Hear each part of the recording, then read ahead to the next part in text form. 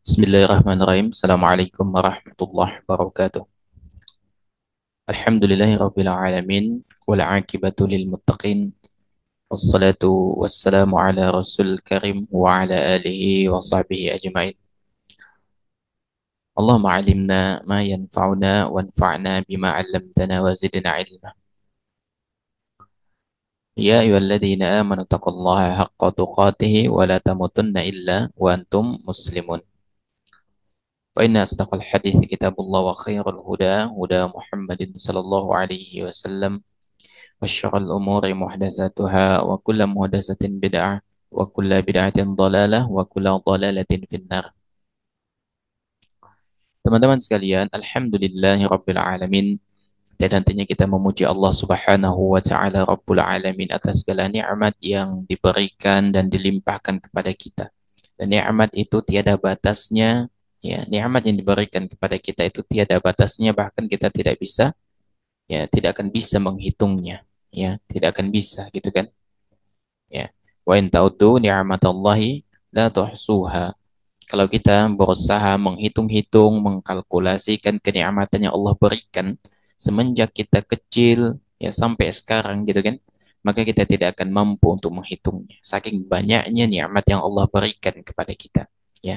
Dan itu adalah di antara bentuk kasih sayang Allah Subhanahu wa taala kepada makhluknya. Ya, Allah berikan kemudahan-kemudahan, Allah berikan fasilitas kenikmatan, dan tugas kita adalah mensyukuri segala fasilitas atau kenikmatan yang Allah berikan kepada kita dengan sebaik-baiknya, dengan ya semaksimalnya, dan dengan seamanah mungkin. Ya. Karena memang sejatinya semuanya ini adalah amanah.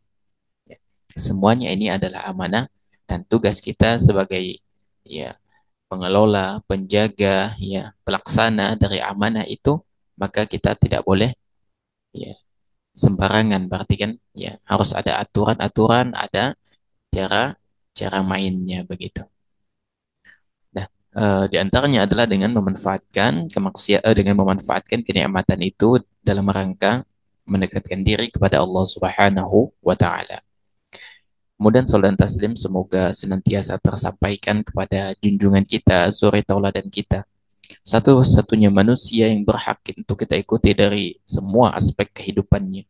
Dan ada pahala besar bagi orang yang senantiasa istiqamah di atasnya, yaitu siapa? Nabi besar Muhammad sallallahu alaihi wasallam.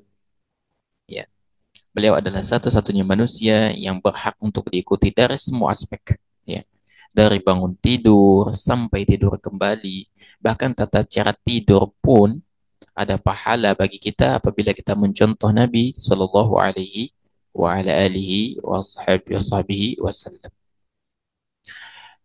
Teman-teman sekalian, insya Allah pada kesempatan ini kita akan kembali melanjutkan kajian kita ya dari ensiklopedia larangan dalam syariat.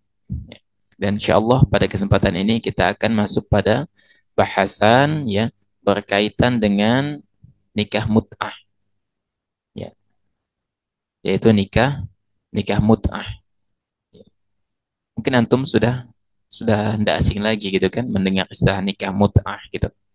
Karena itu sering kita dengar dan ada sebagian orang memang yang di zaman ini mempraktikkan gitu. Dari nikah mut'ah itu tadi atau nikah kontrak. Ya. Artinya nikah itu ada jangka waktu tertentu sesuai dengan kesepakatan antara dua belah pihak, baik dari pihak laki-laki atau dari pihak perempuan begitu. Apakah dengan mahar atau tidak sama sekali gitu. Ya. Teman-teman sekalian, ya. Yang namanya pernikahan, ya, menikah, ya, itu adalah di antara ibadah yang mulia dan dilakukan dalam rentang waktu yang cukup lama. Secara umum begitu kan, dalam rentang waktu yang cukup lama. Ya. Dan kita tahu tujuan dari menikah itu adalah ibadah dan untuk menghasilkan generasi muslim yang soleh ataupun soleha. Ya. Jadi menikah itu tujuannya mulia sekali gitu kan. Ibadah kepada Allah, kemudian untuk meneruskan generasi muslim dan muslimah yang soleh dan soleha. Ya. Makanya Di antara hikmah kenapa zina itu diharamkan adalah karena tidak mungkin generasi muslim yang baik itu dilahirkan atau dihasilkan dari tata cara hubungan yang buruk. Mustahil. Gitu kan? Mustahil.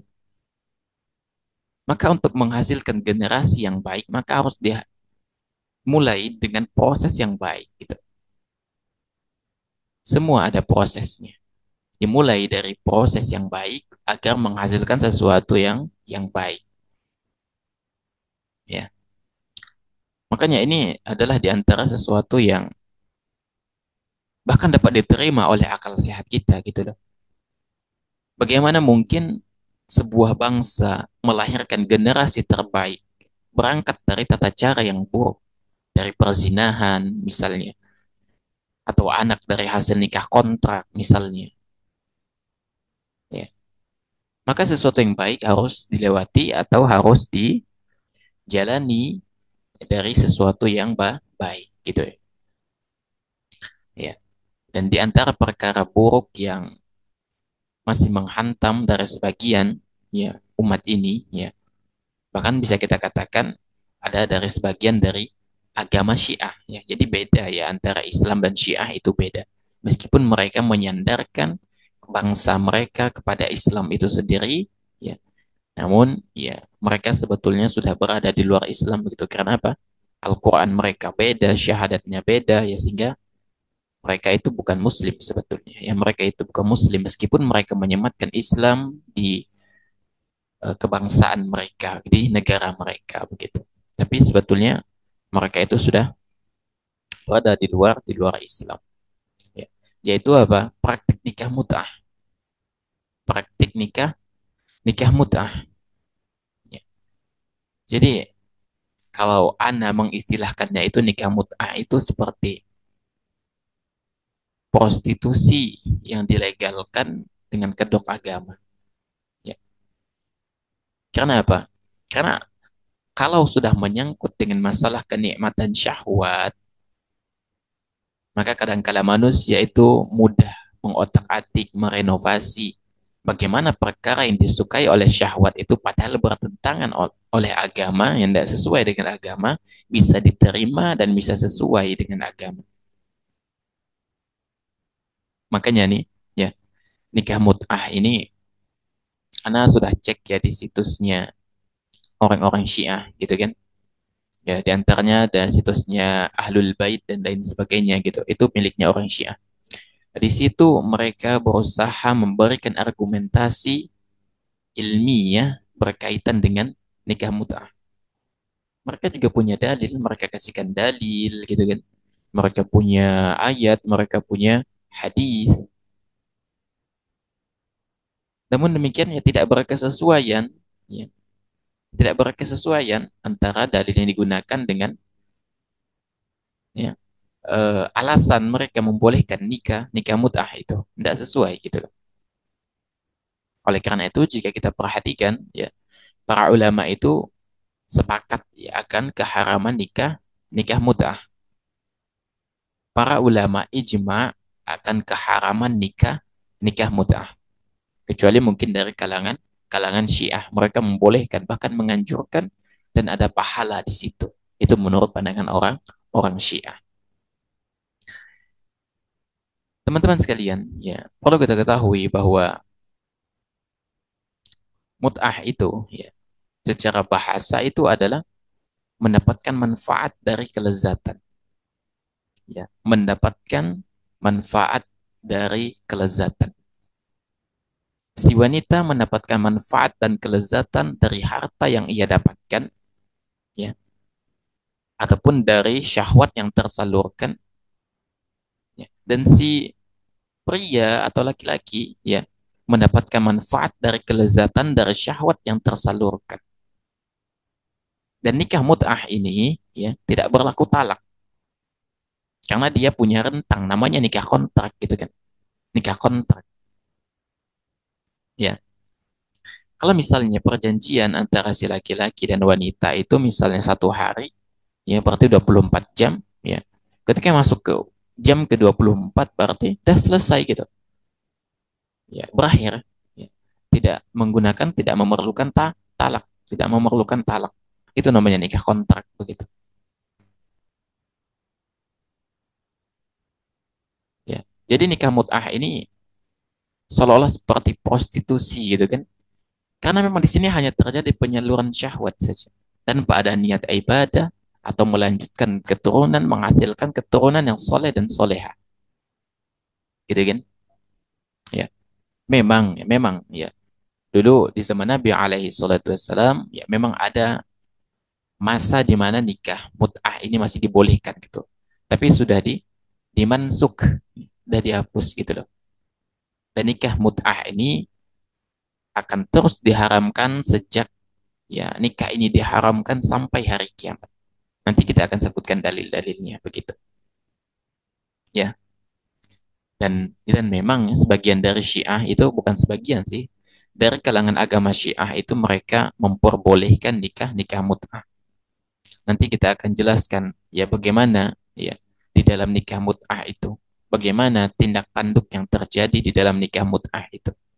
Ya.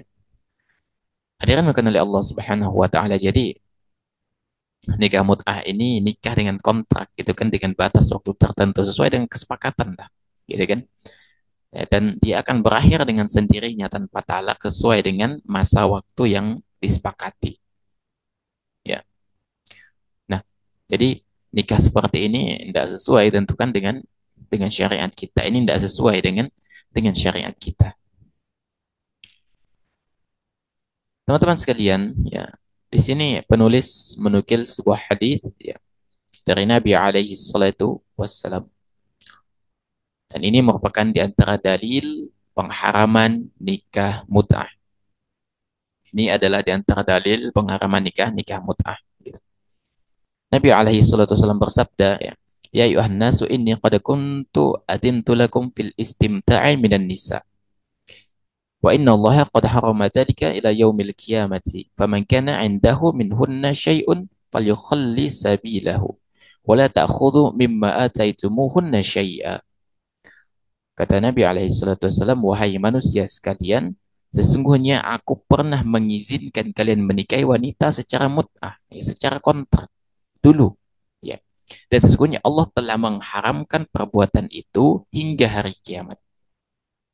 Barang siapa yang memiliki tanggungan terhadap mereka, ya para wanita yang dimut'ah, maka hendaklah diselesaikan. Dan jangan mengambil sedikit pun apa yang telah kalian berikan kepada mereka. Ini diriwayatkan oleh Muslim. Jadi kata Nabi alaihi salatu wasallam, nikah mut'ah itu pernah diizinkan gitu kan. Namun ya ada suatu ketika Allah Subhanahu wa taala mengharamkan nikah mut'ah itu artinya dimansuk ya, dihapus gitu loh. Ya. Sebagaimana kasus daging keledai jinak ya, keledai peliharaan kan boleh sebelumnya, tapi ketika perang perang Khaybar ya, itu mulai diharamkan gitu. Ya. Diharamkan oleh Allah Subhanahu wa taala. Jadi kata Nabi, ya Allah mengharamkan perbuatan ya nikah mut'ah itu hingga hari kiamat. Artinya tidak ada sama sekali celah pembolehan di situ. Tidak ada sama sekali celah pembolehan di situ. Itu menunjukkan bahwasanya pengharaman nikah mut'ah itu sebetulnya sudah final. Ya. Pengharaman nikah mut'ah itu sudah final. Dan tidak ada celah lagi untuk pembolehan di situ. Tidak ada lagi celah pembolehan di situ. Ya. Tadi karena sudah Anda sampaikan tadi nikah mut'ah ini adalah prostitusi ya atau perzinahan berkedok berkedok agama ya perzinahan berkedok agama dirahmatkan oleh Allah Subhanahu wa taala. Kemudian kita akan tambahkan beberapa dalil lain berkaitan dengan pengharaman nikah mut'ah ini ya pengharaman nikah mut'ah ini ya. Jadi Anda tambahkan sedikit lagi ya, kalau misalnya sampai nikah mut'ah ini dibolehkan gitu kan, antum bayangkan bagaimana banyak akan terjadi banyak kerusakan di muka bumi ini gitu kan. Ya, bahkan berpeluang menyebarkan penyakit penyakit menular seksual gitu ya. Karena gonta-ganti pasangan misalnya. Bahkan dalam satu waktu dalam praktik dari nikah mut'ah ini boleh nikah mut'ah dengan lebih dari 4 wanita, sesuka hati si laki-laki gitu kan, ya, dalam satu waktu atau dalam waktu rentang tertentu itu boleh dalam nikah mut'ah. Antum bayangkan, jika misalnya dalam satu hari si laki-laki ini ya mut'ah dengan 4 orang wanita saja, kemudian besok atau lusa dengan 4 wanita, kemudian dengan 4 wanita lagi, itu berpeluang akan menimbulkan tersebarnya penyakit menular seksual. Itu sangat berpeluang sekali. Ya. Oh enggak, pakai pengaman misalnya. Berarti kan udah kelihatan tujuan dari nikah ini hanya untuk kenikmatan syahwat saja. Tanpa ada landasan ibadah ataupun untuk menghasilkan keturunan yang soleh soleha. Ya. Jadi ini adalah perzinahan gitu. Tapi cuman berkedok dengan ajaran agama dalam rangka untuk mendapatkan legalitas gitu kan. Dari Salamah bin Al-Aqwa radhiyallahu anhu yang mengatakan, "Oh, khasa Rasulullah sallallahu alaihi wasallam ama autasin fil mut'ah thalathata ayyam thumma naha anha." Kata Salamah bin Al-Aqwa ya bahwasanya Nabi alaihi salatu wasallam ini pernah memberikan kelonggaran gitu kan, atau membolehkan ya nikah mut'ah di, di tahun penaklukan kota Mekah, tapi setelah peristiwa penaklukannya di tahun terjadinya peristiwa Fatu Mekah, tapi setelah terjadinya Fatu Mekah, kemudian beliau Shallallahu Alaihi Wasallam melarangnya. Ya, ini diriwayatkan oleh Muslim. Jadi dulu memang dibolehkan gitu kan, tapi kemudian dimansuk atau dihapuskan ya, sebagai bentuk berarti sudah terlarang begitu ya.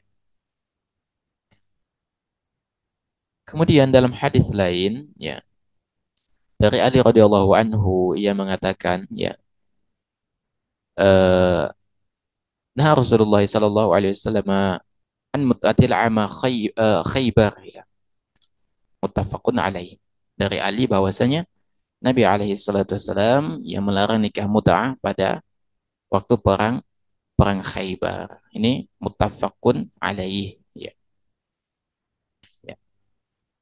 Hadirkan oleh Allah Subhanahu wa taala sejumlah dalil yang kita bawakan yaitu menunjukkan bahwa sahnya yang namanya nikah mut'ah itu ya adalah sesuatu yang sudah terlarang di dalam syariat kita. Ya, ada sesuatu yang terlarang di dalam syariat kita. Sedangkan ya tujuan dari pernikahan di dalam syariat kita adalah untuk sebagai ibadah, untuk meneruskan keturunan yang soleh. Ya. Sedangkan nikah mut'ah itu hanya untuk pemenuhan syahwat saja. Ya. Jadi seperti antum beli perempuan, antum bayar atau tidak, dinikmatin, habis itu selesai udah. Gitu kan? Tidak ada ikatan sama sekali. Dan ini tentu ya, sama dengan prostitusi di zaman kekinian itu sama gitu. Ya, karena seolah-olah dia seperti kontrak atau sewa gitu kan, menyewa wanita untuk dinikmati gitu. Sama gitu. Dan akadnya itu berlangsung sesuai dengan kesepakatan. Ya. Teman-teman sekalian, ya. Dan ketika nikah mut'ah itu terjadi, ya. Tadi yang Anda sebutkan selain berpeluang mendapatkan penyakit menular seksual, nikah mut'ah juga berpeluang ya terjadi bercampurnya nasab gitu loh. Terjadinya percampuran nasab. Karena apa? Misalnya, seorang wanita itu dikontrak hari itu, besok dikontrak oleh laki-laki lain, besoknya lagi dikontrak oleh laki-laki lain, besoknya lagi dikontrak oleh laki-laki lain. Ya, jadi di sini terjadi peluang bercampurnya ya keturunan. Jadi tidak jelas nih anak siapa, ini anak siapa, keturunan siapa, tidak jelas. Ya, kemudian itulah ya di antara disyariatkannya bagi wanita untuk ya, apa istilahnya masa iddah gitu kan, untuk menunggu ya, masa masa menunggu gitu kan ya, tujuannya apa, untuk membersihkan ya kemaluannya, rahimnya dari bekas suaminya sebelumnya gitu loh. Kemudian jika dia ingin menikah lagi, ya harus ketika masa iddahnya berakhir. Ya, agar ketika suami barunya datang tidak terjadi percampuran percampuran keturunan gitu loh. Untuk membersihkan itu ya, membersihkan rahim. Oleh karena itu, ya diharamkannya nikah mut'ah ini ya termasuk di antara menutup pintu agar tidak terjadi kerusakan yang lebih parah begitu. Dan untuk mencegah terjadinya perzinahan. Dan ini di antara uh, faedah yang disampaikan oleh Ibnu Qayyim rahimahullahu taala ya. Apa di antara hikmah diharamkan nikah mut'ah adalah untuk menutup pintu agar tidak terjadi kerusakan yang lebih parah gitu. Nah, untuk mencegah perzinahan. Ya, apalagi zaman sekarang ini zaman fitnah gitu kan. Bahaya nikah mut'ah ini, bahaya. Bisa-bisa orang tidak lagi akan berniat atau berminat untuk menghasilkan keturunan ada yang soleh dan soleha.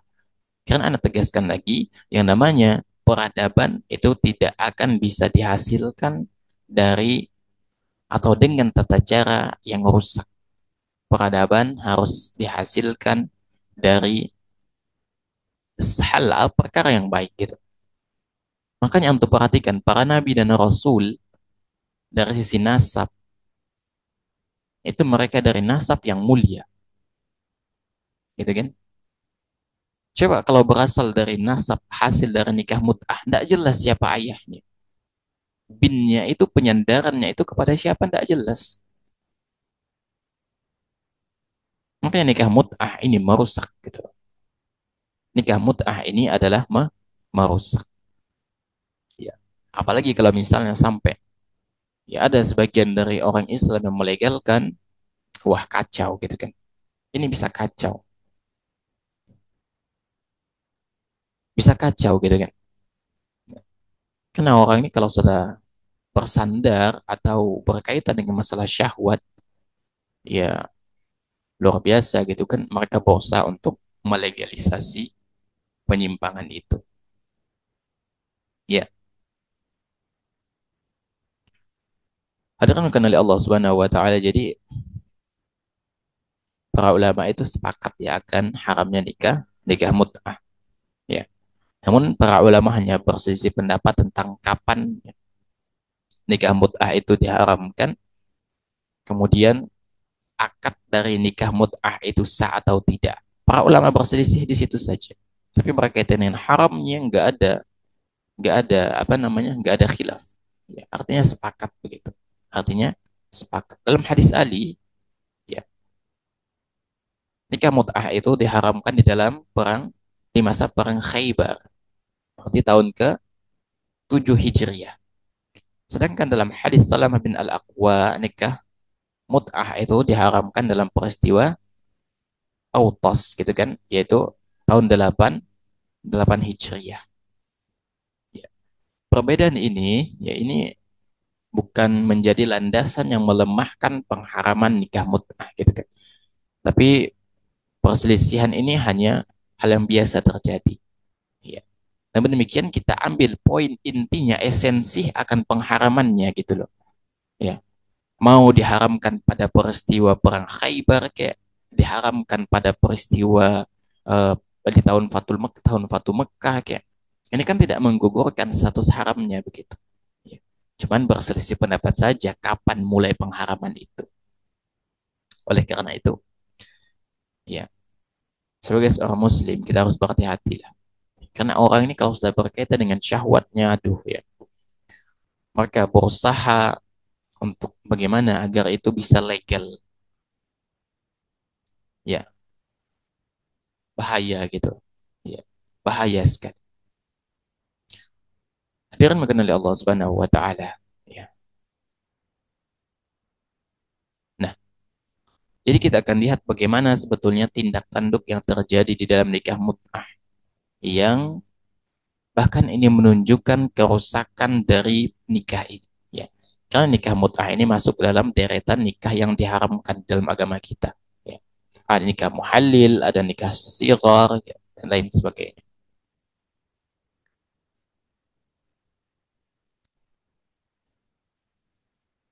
Teman-teman sekalian, ya, di dalam nikah mut'ah itu, di situ tidak ada batasan berkaitan dengan jumlah istri. Artinya kalau antum mau mut'ah itu melakukan mut'ah, maka nggak ada batasan. Antum mau 4, mau 10, itu nggak ada batasan kalau dalam praktik mut'ah itu. Ya, jadi kalau kita nukil dari kitab-kitab dia orang Syiah, ini nggak ada batasan ya bagi mereka di dalam pernikahan pernikahan mut'ah ini. Empat istri bebas ya bebas berapapun yang mereka inginkan. Ya. Kemudian di dalam nikah mut'ah itu syaratnya itu hanya kesepakatan ya. Syaratnya itu adalah kesepakatan waktu dan mahar. Namun dalam hadis nanti akan kita temukan definisi dari mut'ah yang disebutkan itu tidak disebutkan mahar. Yang menunjukkan bahwa definisi nikah mut'ah itu nikah dalam masa rentang waktu tertentu, baik dengan mahar atau dengan tanpa mahar. Gitu. Ya. Nah, jadi disebutkan juga nih ya, di dalam Al-Kafi gitu kan, bahwasanya nikah mut'ah ini tidak sah kecuali dengan dua perkara, yaitu adanya rentang waktu yang disepakati, kemudian mahar dengan bayaran tertentu. Sama kan dengan prostitusi, sama persis gitu. Ya. Kemudian berkaitan dengan jumlah mahar atau harta yang diberikan kepada wanita sebagai mahar dalam nikah mut'ah itu disebutkan juga dalam Al-Kafi bahwa nikah mut'ah itu ya tergantung kesepakatan antara dua belah pihak, tergantung kesepakatan. Ya. Jadi mahar mut'ah itu bisa segenggam makanan, ya, tepung, gandum atau kurma, atau bahkan jika antum ingin hanya mentraktir saja, ya udah, anti nikah dengan ana, ya 2 jam, ya kemudian kita ya melakukan persetubuhan misalnya, ya afwan ini bahasanya ya. Kemudian setelah itu nanti maharnya ya, habis ini kita makan, gitu. Atau makan dulu baru melakukan hubungan layaknya suami istri begitu. Itu maharnya sesuai dengan kesepakatan gitu. Kalau sudah kesepakatan deal ya udah terjadi nikah mut'ah itu. Ini ya buruknya dari praktik nikah mut'ah ini luar biasa gitu kan. Nah, karena nikah mut'ah ini juga tidak ada apa namanya dia pakai rentang waktu gitu kan sesuai dengan kesepakatan maka tidak berlaku talak tidak berlaku talak. Dan untuk berkaitan dengan masalah jangka waktu dari nikah mut'ah itu tidak ada batas minimal, tidak ada maksimal sesuai dengan kesepakatan lagi. Bahkan jika hanya untuk satu sekali hubungan suami istri saja itu bisa dalam nikah mut'ah artinya kalau sudah melakukan hubungan ya udah pernikahan itu bubar gitu loh. Sesuai dengan akad atau kesepakatan di antara mereka. Dan nikah mut'ah ini bisa dilakukan berkali-kali tanpa batas. Mau dengan orang yang sama, dengan orang yang berbeda, nggak ada batasan gitu kan? Ya, nggak ada, nggak ada batasan. Ya, dan menurut orang Syiah, ya, nikah mut'ah itu ada pahalanya. Ya, ada pahalanya gitu kan?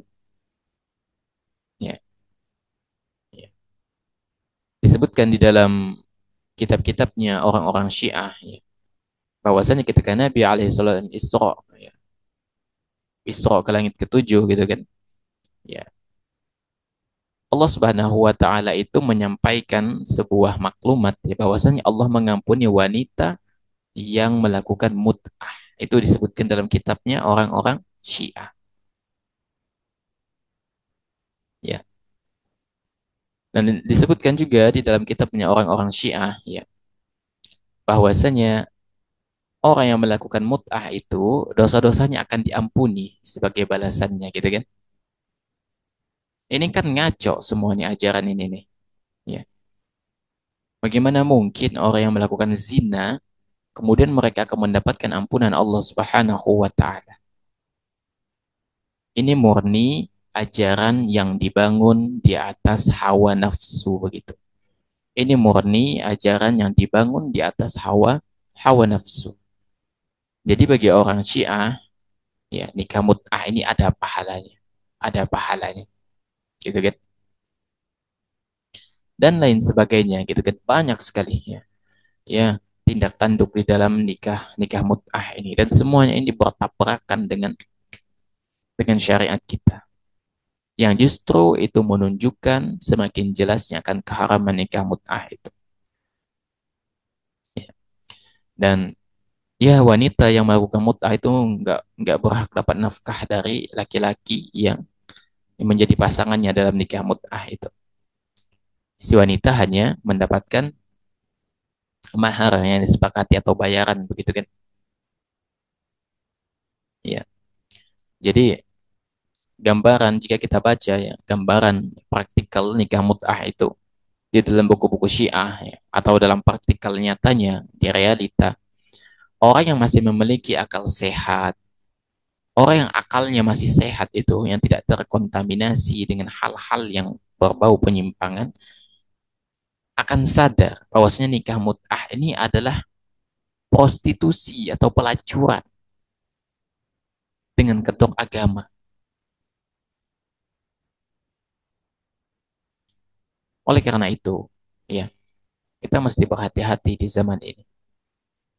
Apalagi di zaman fitnah yang luar biasa, ya, di mana orang lebih mementingkan nafsu dibanding dengan ketaatan. Ya, orang lebih mementingkan nafsu dibanding mementingkan ketaatan. Makanya Anda sampaikan tadi, betapa banyak kerusakan yang akan terjadi apabila nikah mut'ah ini dilegalkan atau direalisasikan. Ini luar biasa. Ya. Dan salah satu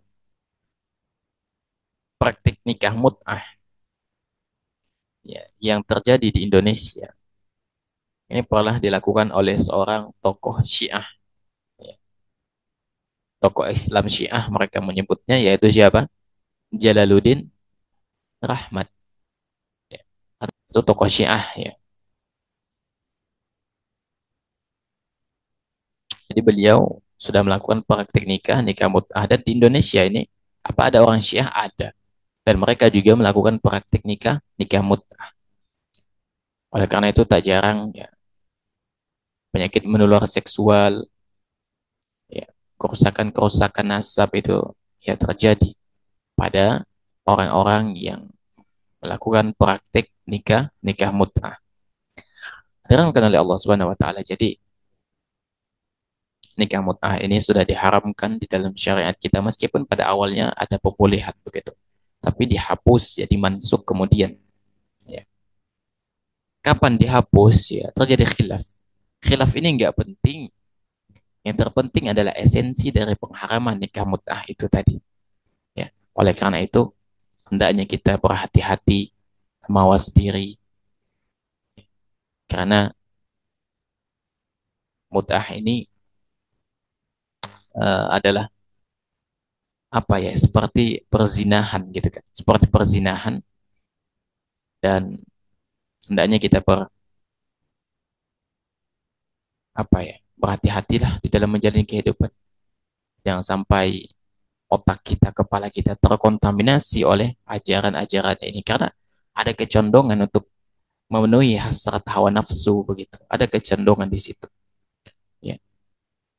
Dan tentu kita bermohon kepada Allah Subhanahu wa taala semoga Allah menjaga kita, menjaga anak-anak kita, menjaga keturunan kita dan menjaga semua kaum muslimin agar terhindar dari pemahaman-pemahaman yang menyimpang. Ya. Kalau sudah pemahaman menyimpang, maka praktikalnya akan lebih merusak lagi. Praktiknya akan lebih merusak lagi. Ya. Karena ajaran itu kan dogma. Dan jika dipraktekkan akan lebih merusak lagi, lebih besar daya rusaknya begitu. Semoga Allah Subhanahu wa taala memberikan taufik kepada kita semua dan menjauhkan kita dari perkara yang diharamkan di dalam agama kita. Wassallallahu ala nabiyina Muhammadin wa ala alihi wa sahbihi wasallam.